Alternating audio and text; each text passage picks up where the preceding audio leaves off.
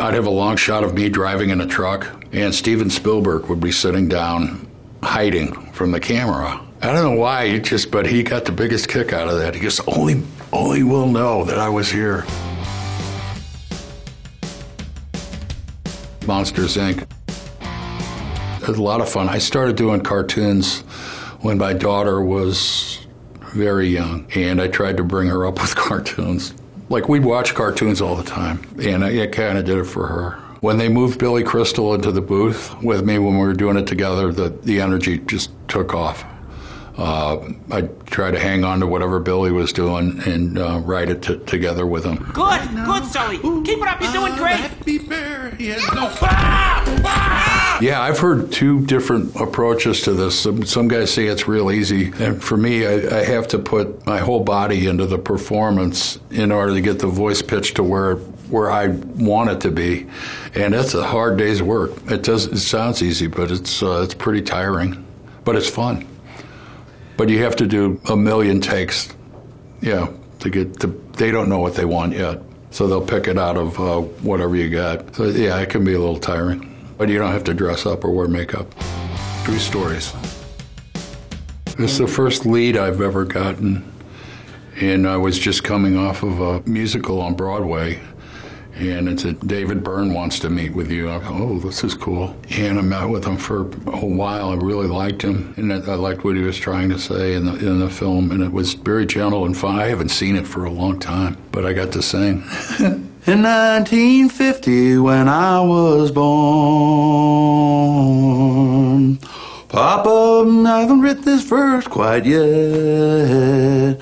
6 feet tall and size 12 shoes. The approach was taking what I could get off of the script, and it just seemed to work, and everything felt good. We shot in Texas, and the people were lovely, and everybody was great. Yeah, that was a lot of fun, and that's the most time I'd had in front of a camera without loitering. Raising Arizona. While I was shooting True Stories, I went and had a meeting with the Coen brothers. Yeah, I shot that, but 3 months later. I had a great audition with them, and we just wound up goofing around for about an hour. And it was one of those things, I had so much fun, I really didn't care whether I got the role or not, because he's used to a lot of rejection. And I always looked at Gail Snopes as being a criminal genius with a 2-digit IQ. The whole script was just beautiful, just made me laugh. Roseanne.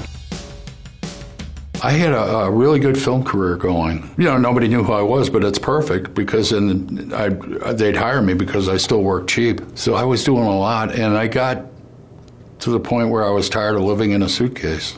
I went in and read with Roseanne the first time, and it was as easy as falling out of bed. We just hit it off. We laughed a lot. I brought you some lunch from the restaurant. Smells good. Yeah, I don't know why the guy didn't finish it. I was also one of those things where I didn't think I was going to get it, so I just didn't care. I was real loose. And I go, this would be nice to have because I could settle down in one place for a while. And I didn't want to come to Los Angeles unless I had a job, and it just happened that way. I feel there's an ownership about it, maybe too much, where you won't go out on a limb and try something else. But I think he's a pretty stable guy, and I really admire him. When I was drinking, I'd love to sit down and drink with him, and I probably did. Arachnophobia. I like working with Frank Marshall. I think this is the first film he'd ever done, and maybe the only film he's ever done, but he was real easygoing and welcomed collaboration. I didn't know exactly what I was going to do until it was too late to think about it, and I wound up just doing a biology/gym teacher that I had. He permanently lost control of all of his bodily functions. There's no spider here. But I will hunt down the alleged arachnid and spread some to kingdom come. And you wouldn't believe this guy anyway if you saw him at work. It said, I think I'd use this. And it worked out perfectly, I think. And it was a lot of fun because I'd have a long shot of me driving in a truck, and Steven Spielberg would be sitting down hiding from the camera. I don't know why, but he got the biggest kick out of that. He goes, only will know that I was here. And I would take to going to Amblin Entertainment a lot after I got off of Roseanne, and just hanging out and seeing everybody. It was a very friendly place. I had no idea what I was going to do. It just baffled me, and I wanted to reach for it and do something nice, and I think it holds up. The Babe. That's one I want to do over. Started practicing throwing left-handed maybe 6 to 9 months before the picture started, and I got it down all right, and I could hit okay when we started rolling, but we didn't shoot the baseball scenes for another month, and I lost a lot of what I could do in that time. But I found out he was a sidearm pitcher. I finally saw a film of him pitching that I didn't know was around. And I think we all could have known a lot more about baseball in general before we shot. There were some hinky things in it. I wish we would have had more CGI then, because we had pitchers that couldn't find the plate, and they kept moving them in. And his swing was a loop, like a fungo bat, which is how he learned how to hit from Fungos at the Home for Boys. And that was his style, and he used to loop him out to right field. And it was like Wrigley Field, 100 degrees, wool uniforms. But I just love the guy so much. You know, the great man, but a bad boy. Yeah, that's always been a do-over film of mine. I just wish I could have gotten it right. I could have gotten it better. The Flintstones, Rick Moranis was an ace. Rick Moranis is the best. I loved showing up for work with Rick Moranis. Twitch, when you get that itch, you can do the twitch in bedrock. Twitch. Yeah, they kind of sandbagged me. Steven Spielberg cast me in a film called Always, and I was just in heaven. This is the best thing. So on the day of the first table read, he goes, "Ladies and gentlemen, I'd like to say something before we start. I found my Fred Flintstone." And it just took the wind out of me. It's not something I was looking forward to doing. I felt like I was sandbagged. It was hot, it was sweaty, but it was fun. And I got to meet Jonathan Winters, who was in a scene. That was great. Barton, Fink. This was in the summer of 1990. The writing was just gorgeous. It's a bit more mystical and magical, but yeah, I loved it. Just playing this guy with multiple identities, and he's just sincere as hell, and he loved Barton. Barton. Brother, is it hot? And I trust Joel and Ethan all the way. Whatever they say is good for me. And the sets were wonderful. And working with John Turturro was wonderful. King Ralph. I developed a friendship with Peter O'Toole that lasts to this day, even though he has a bad taste to remain dead. I'd never met anyone like Peter O'Toole, and I don't reckon I ever will.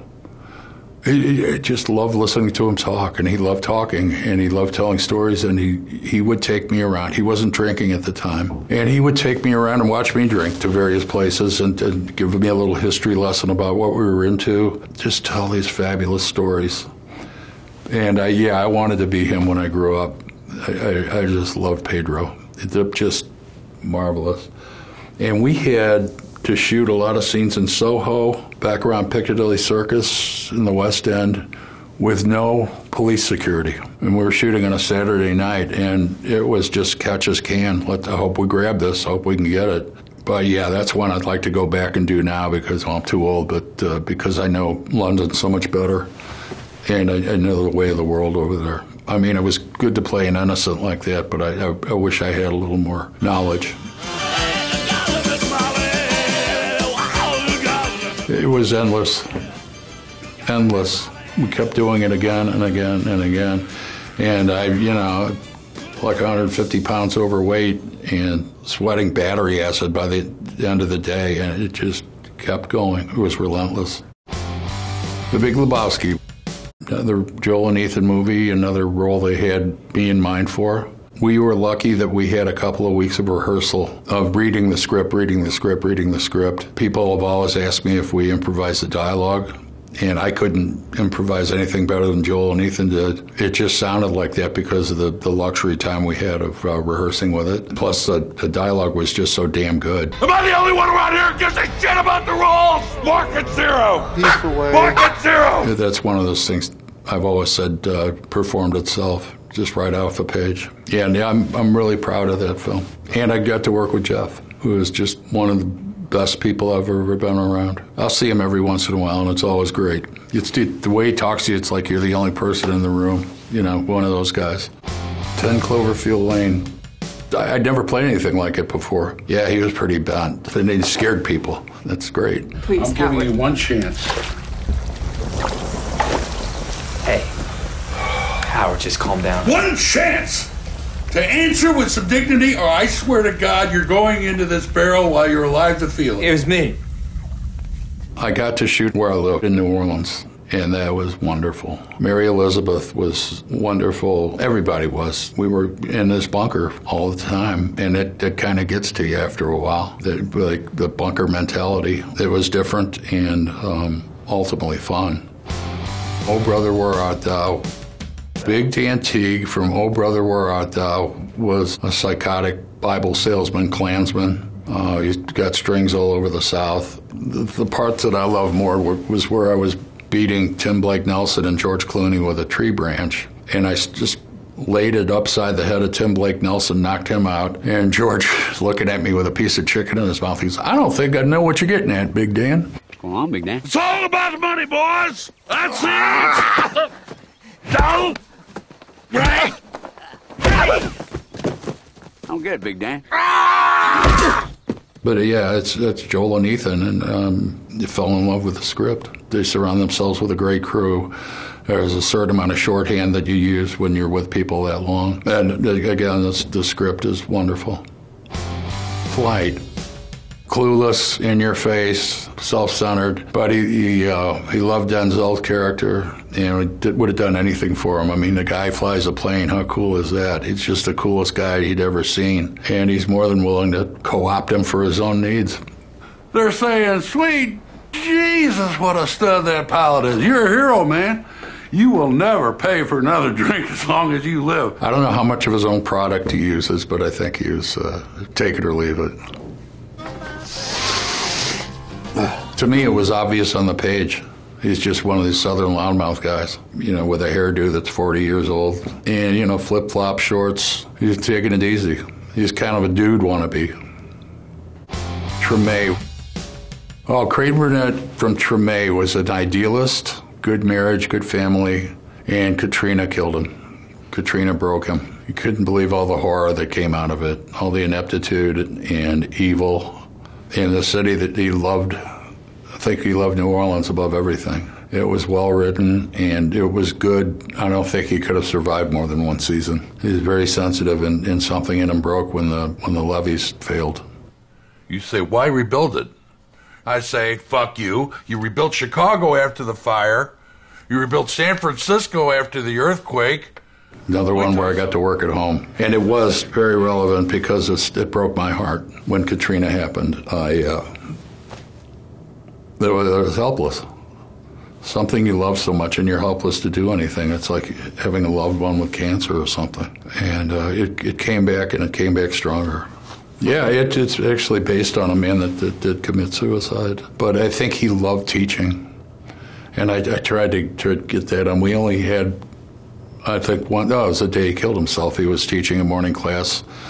And I tried to make it very passionate. Inside Llewyn Davis, that was interesting to play somebody so self-absorbed and immobile and addicted to smack. He really styled himself, dressed well, liked to make a good appearance, crumbling inside. And we never did figure out what acts he played. I swore he was a piano player. I think Ethan thought he was a trumpeter, and Joel thought he played sax. But in jazz, we play all the notes. 12 notes in a scale, dipshit. Not 3 chords on a ukulele. We never nailed it down, but it just seemed like a pianist to me. Argo. John Chambers from Argo was tops in his craft. He was a leading makeup man, discovered a lot of tricks and devices, and at the same time was an operative working for the Central Intelligence Agency. Super patriotic, not much room for fools. I want to set up a production company and build a cover around making a movie. That we're not going to make. No. So you want to come to Hollywood and act like a big shot? Yeah. Without actually doing anything? No. You'll fit right in. And a friend of his saw me after he'd seen the film. He goes, "How did you get Johnny's limp down?" And I said, "I didn't know Johnny had a limp. That's me." And he couldn't believe it. It can be limiting in that you don't want to step on anybody's toes or offend anybody, but by serving the script, and the script was devoted to the guy. Once I sat down with Alan Arkin, everything else fell into place. He's just a mentor and a good friend, and I idolized him, yeah. Until I worked with him, and that was all over. The Righteous Gemstones.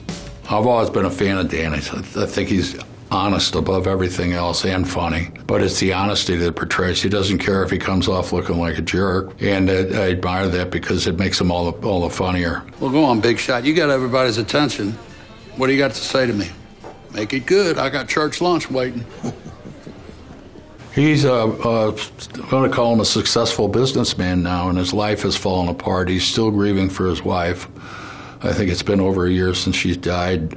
He's got these rotten kids that he's finally got to face up to dealing with because his wife dealt with him all the time. And because he was busy doing something, she was the light of his life. When she died, his whole world died. So I think he's got to start snapping out of that. But he was an empty shell. And Mr. Karma started knocking on the door. He's still going to have to deal with that. But I think he definitely a man of faith. He just got blindsided by how successful the business became, and he wants more of it. It's like power corrupts. And I was so pleased. Ironically, it was about a day or two after I lost the Roseanne job, and this came up, and I read it, and I liked it, and I said, well, got no reason why. Let's take a shot at it. It's in Charleston. I love Charleston. People cannot be beat. They're great. It was a great shoot all around.